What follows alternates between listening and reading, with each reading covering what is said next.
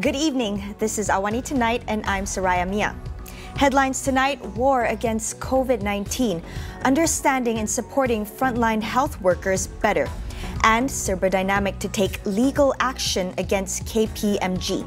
That's coming up.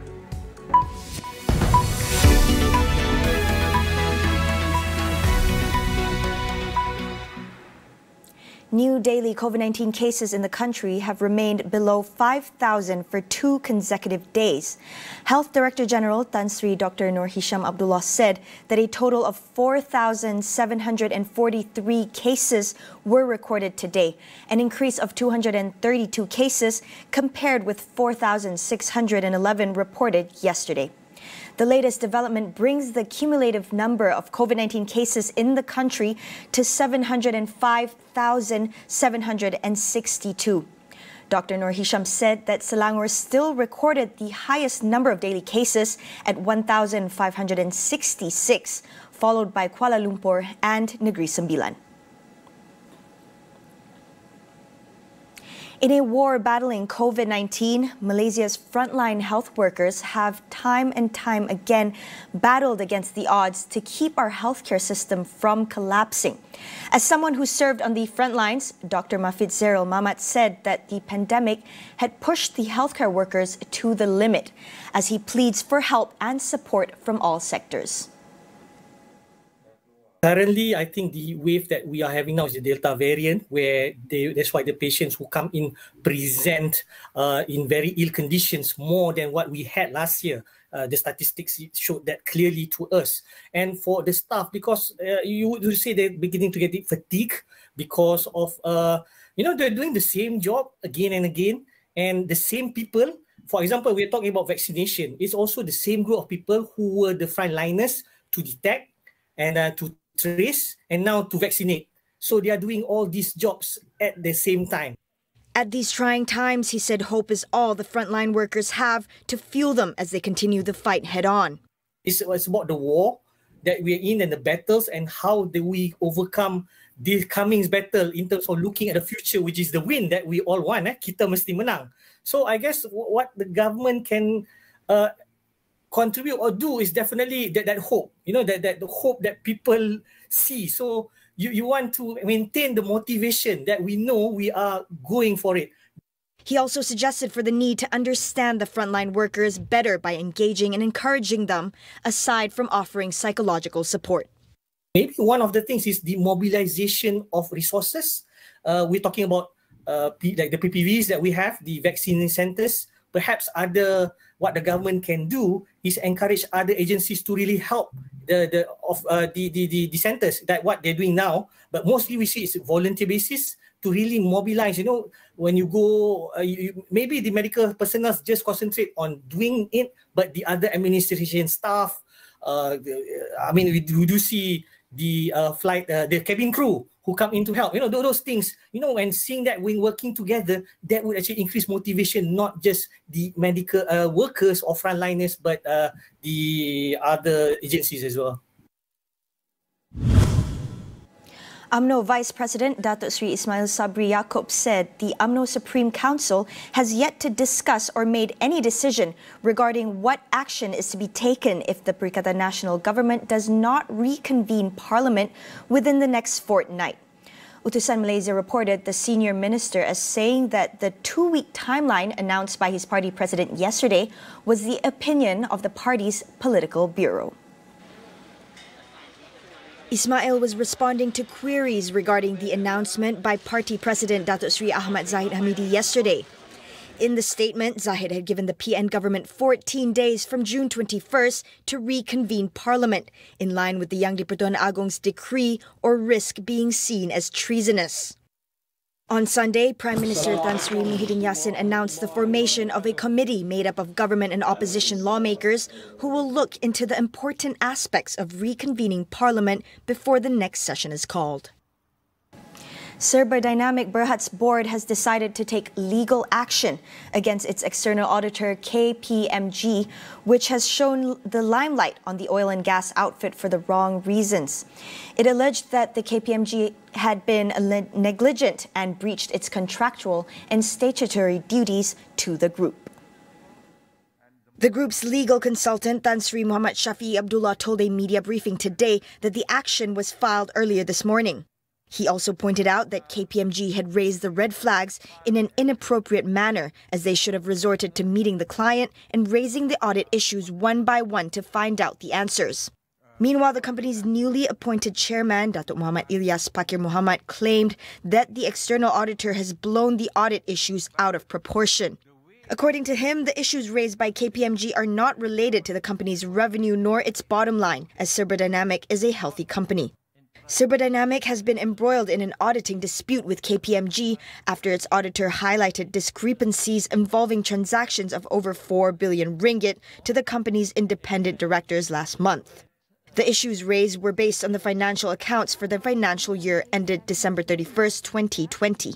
The company has announced that its board had agreed in principle to appoint Ernst & Young Advisory Services Sendirian Berhad, or EY, as its independent reviewer to assess its veracity and accuracy of the matters highlighted by KPMG.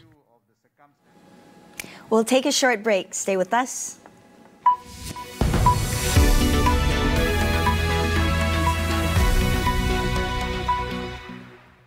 Polis tengah perhatikan saya. Oh, kenapa? Lepaskan ikan bilis, angkat dulu masalah. Siapa yang bunuh Amy? Suara yang lain tak? Aku tahu apa kena buat. Saya. Maka lebih sukar untuk COVID menjangkit kita.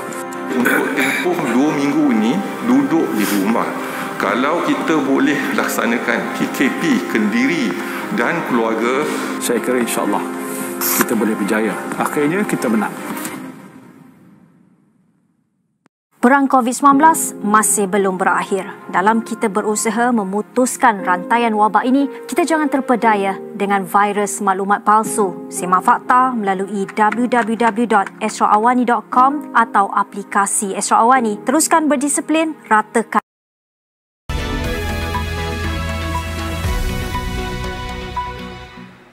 Refugees are among the many groups that are severely affected during the pandemic.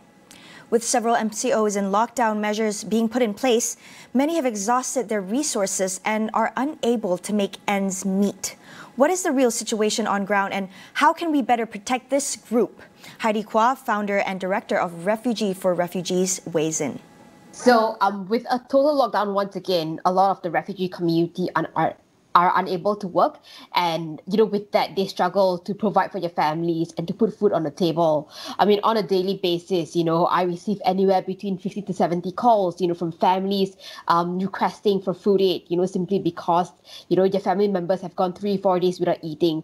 Especially now, they used to be able to receive help from their own communities. They have their own leadership set up to provide support to members who are struggling.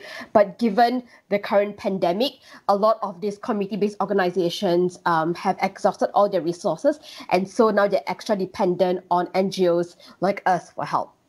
On vaccinating refugees, Heidi stressed the importance of building trust within the community with the help of refugee organizations and NGOs. From speaking to the refugee community on the ground, they are very keen on being vaccinated. In fact, I think the only hesitancies, is just the fear of possible arrest and detention, upon showing up for their vaccinations, especially, having to share such confidential data, from down to where they stay to their exact locations. So I think in order for us to do this effectively, I think it's really important for the government to work with established organizations, that the refugee community trust. There are bodies, that runs refugee clinics like Mercy Malaysia, for example.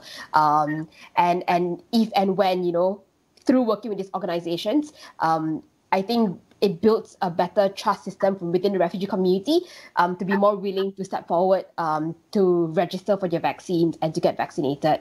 I really think it's key for each and every one of us, refugee or not, to be vaccinated, because if all of us are not protected, none of us are truly protected. Heidi believes that the Kita Jaga Kita spirit should be inclusive of all walks of life, including refugees.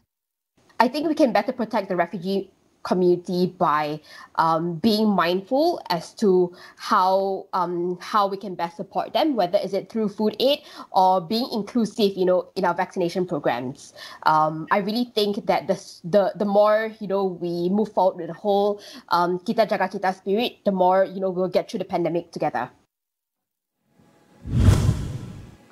On the international front, Philippines President Rodrigo Duterte threatened to throw those who refuse to be vaccinated against the coronavirus into jail. He said this yesterday following reports of low turnouts at several vaccination sites in the capital, Manila. Ironically, the president's remarks contradict those of his health officials. While officials urge everyone to get the jab, it remains voluntary.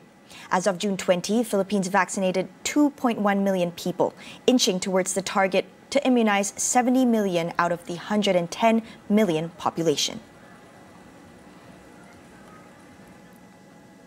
In other news, Australia's most populous state, New South Wales, today reported its biggest rise in new locally acquired COVID cases in nearly a week.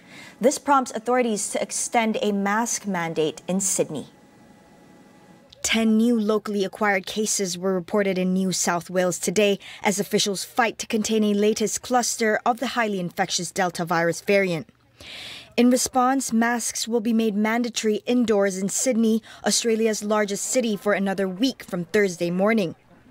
Officials, however, did not announce any further curbs as the cluster increased to 21 infections in 6 days. Authorities say the latest outbreak, the first in the state in more than a month, is linked to a driver who transports overseas airline crew members and then later visited several venues, including a shopping center in Bondi, a popular tourist hotspot.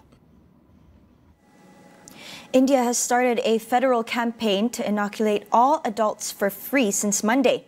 A record 7.5 million vaccine doses were given on the first day of the program, after weeks of criticism that a chaotic rollout had worsened a second wave in the country, killing hundreds of thousands. India's previous record of 4.5 million doses was on April 5th, followed by a sharp decline with average daily inoculation falling below 3 million. Earlier this month, Prime Minister Narendra Modi said the government would buy 75% of all vaccines from drug makers and distribute them for free to all states. Experts have said India needs to administer 10 million doses a day to achieve its aim of inoculating 950 million adults by December. So far, India has fully vaccinated fewer than 5% with 2 doses. With an overall caseload of 29.9 million, India ranks second highest globally behind the United States. Australia will fight a draft recommendation to list the Great Barrier Reef as a World Heritage Site in danger. This is after the report by UNESCO found the reef to be in deterioration due to its dramatic coral decline. Australia's Environment Minister Susan Lay's comments came after the United Nations body called for more government action on climate change. Lay said the decision did not consider the billions of dollars spent attempting to protect the world's largest coral reef. The report comes as Australia faces mounting international pressure to step up its action against climate change and commit to a target of zero net carbon emissions by 2050. The Great Barrier Reef has now suffered 3 mass coral bleaching events in the past 5 years, losing half its coral as ocean temperatures continues to climb up. All politicians construct strategies according to their personal interests, but they are constrained by the Constitution. Tonight on Consider This, we ask our guests what room for maneuver there is in the current impasse. That is all we have for you on AWANI tonight. Get the latest news updates on COVID-19 and COVID-19 vaccines from astroawani.com and Astro Awani app. I'm Saraya Mia. We'll see you again.